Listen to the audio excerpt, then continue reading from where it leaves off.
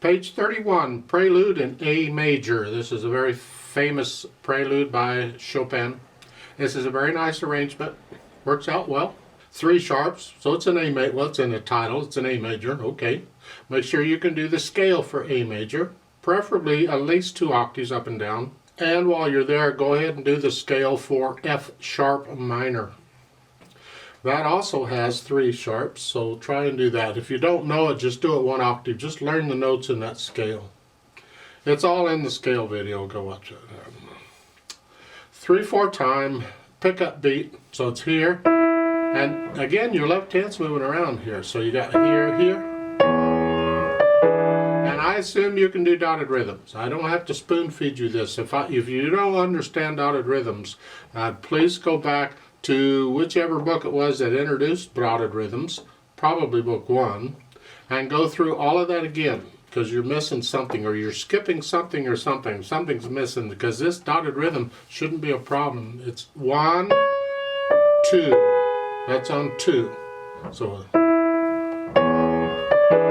and you got to come up here, 1, 2, and then you just lift up and move, and they're saying 2, I do a 2/5 on that. You can do a 1/5 if you want. Depends on how big your hands are. The second line, B sharp, or a 2/5 on here on the right hand also.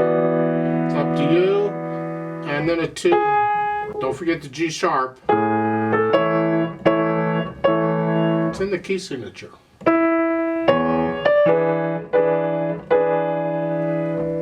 Third line down toward the end, 2, 1, right there. Because you got to come all the way up here to an A, C sharp. And then that chord on the last line, well, let's spell it out. In the left hand, it's an F sharp, a C sharp, and an E. In the right hand, it's an E, an A sharp, and a C sharp. Okay, okay, and then just go on.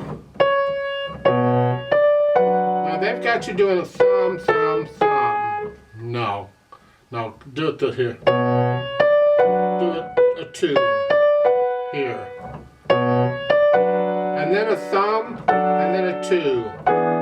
Assuming your hand's big enough. If it's not, you got to use a 1. But if it is, use a 2. So I'm there.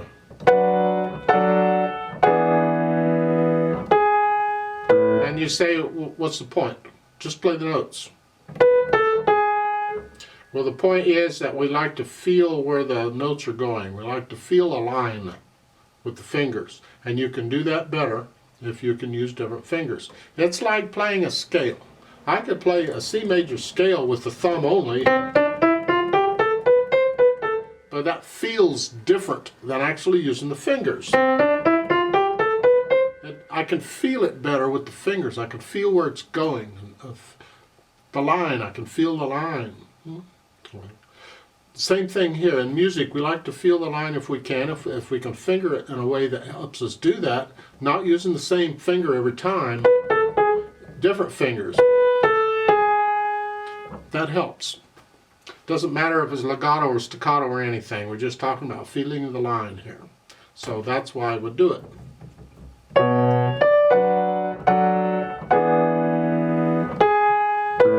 Thumb on that line. Because really this is the chord, that's the position. We're not using the E, but we want the thumb on that.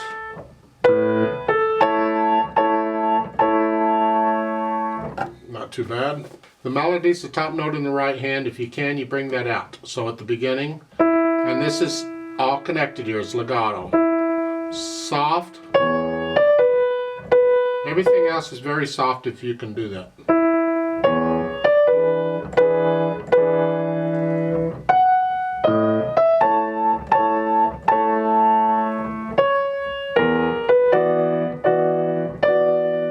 And you're staying more or less in that area. You don't have to stay exactly soft. You can get a little louder and softer as you feel them, but stay in that soft area. And at the end of the third line, now you're going to come up to a moderately loud. that's the climax of the piece right there. And it's only moderately loud.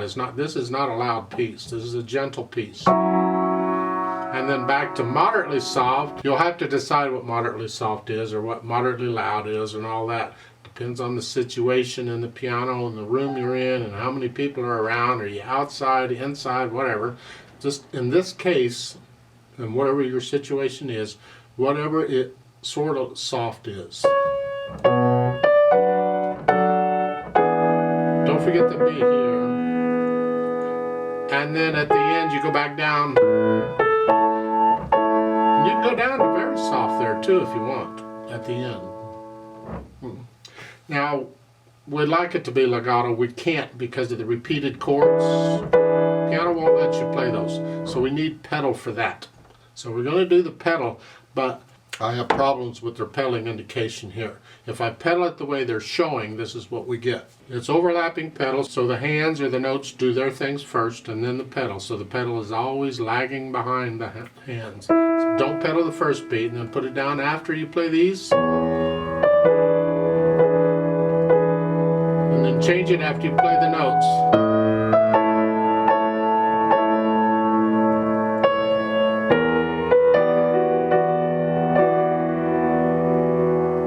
Sounds terrible, but that's what's written.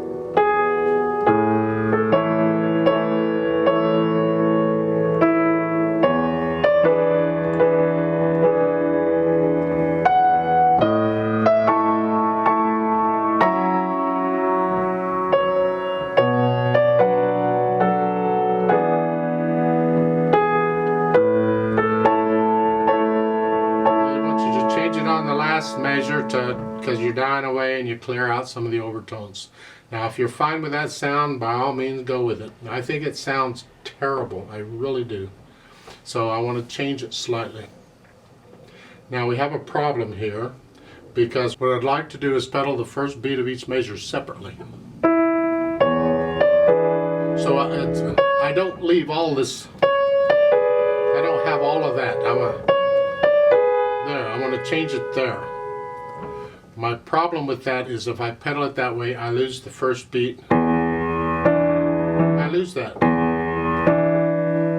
note. And I'd really like to have that note throughout. We could use a sostenuto pedal, but we're not going to get into that. Not all pianos have them.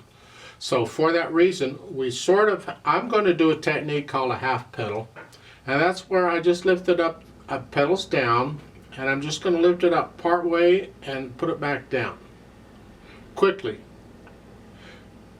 The way the piano is built and the way the piano pedal works, these notes down here, even after you release the note, it takes a bit for the sound to stop, for the string to stop vibrating.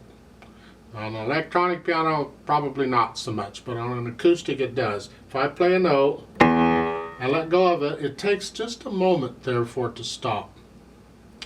I can take advantage of that. You see, up high it doesn't take any time for it to stop. It's just stopped immediately. So I can take advantage of this phenomenon by just very quickly sort of a halfway up and right back down real quick. What that does is it cleans out this but leaves this because that's not done yet. If I put it right back down, I still got some of this ringing. So I can do that. I don't know if you know it or not, but you can still hear that note just a little bit. Here, here.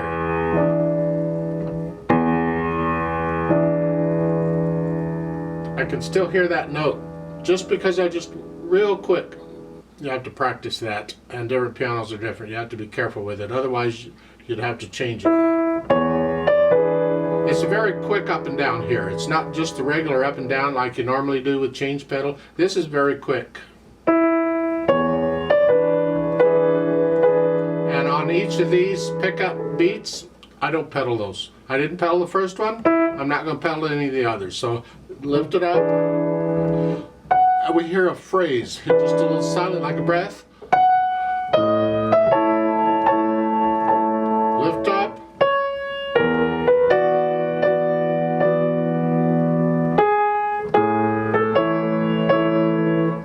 Now, on measures where you can hold this finger pedal, this bottom note, like in the last measure, there's a second line.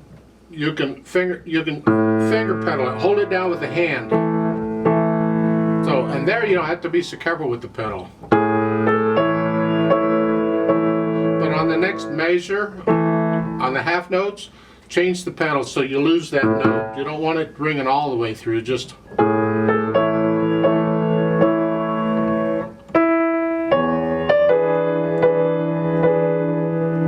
And that's how I would suggest you pedal this.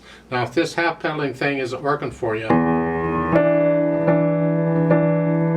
then you'll probably just have either, it's up to you and what your ear can handle, because this is a slow piece, sort of, and everybody has time to hear any blurriness. You can hear that.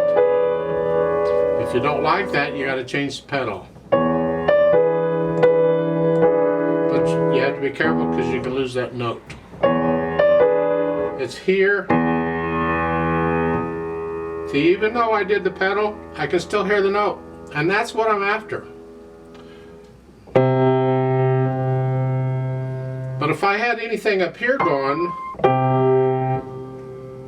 so I can hear this, but the G is for the most part gone. That's what I'm saying. We take advantage of the nature of the acoustics of an acoustic piano when we pedal. This is an advanced technique. It takes a little bit of practice to get. Speed, a leisure pace, just not real slow, just 1, 2. They give you a metronome marking.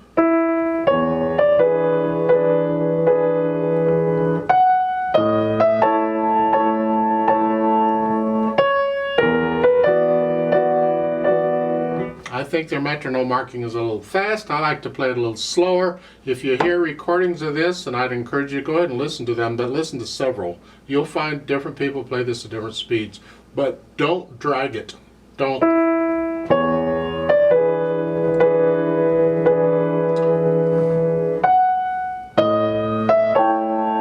That speed just doesn't work real well on a piano because of the acoustic nature of the instrument. You play a note and then it dies away. Before you play the next note and it dies away. You got to have a little bit of flow, so you have to have enough speed to make it flow.